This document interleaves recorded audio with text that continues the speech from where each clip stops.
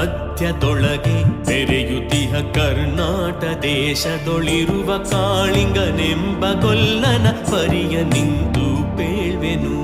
ಧರಣಿ ಮಂಡಲ ಮಧ್ಯದೊಳಗೆ ಬೆರೆಯುತಿಹ ಕರ್ನಾಟ ದೇಶದೊಳಿರುವ ಕಾಳಿಂಗನೆಂಬ ಗೊಲ್ಲನ ಪರಿಯ ನಿಂತು ಪೇಳ್ವೆನು.